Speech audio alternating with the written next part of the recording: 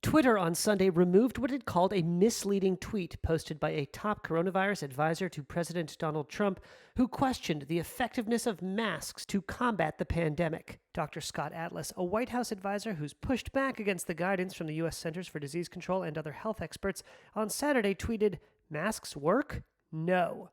Twitter said the post violated a policy on misleading information on COVID-19. The White House had no immediate comment.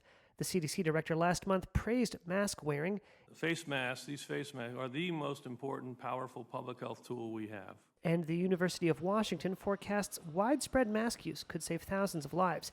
But the clash over coronavirus messaging comes as the Trump administration appears unwilling to press for stern mitigation efforts.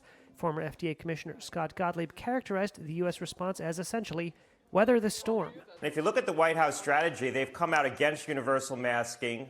They've come out against testing asymptomatic and mildly symptomatic people. They say testing should be reserved just to the vulnerable. They want businesses and schools reopened, as we all do, and they're against targeted mitigation like closing restaurants. So it begs the question, what is the strategy? And I think the strategy is just to endure the spread until we get to that vaccine. Meanwhile, the pandemic is surging to alarming levels across the United States.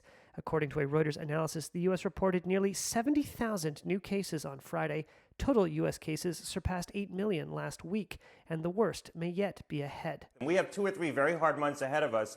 I think this is probably going to be the hardest phase of this pandemic. The good news is that we have a lot of medical treatments and better medical care, so we're going to do a better job of preserving life. The bad news is I think we're going to end up infecting a lot more people. We're rounding the corner. You'll see it. We're rounding the corner. Despite data showing otherwise, Trump has said repeatedly in recent weeks that the country is, quote, rounding the corner on the coronavirus pandemic. On Sunday, Trump again attributed the latest surge in coronavirus cases to more testing.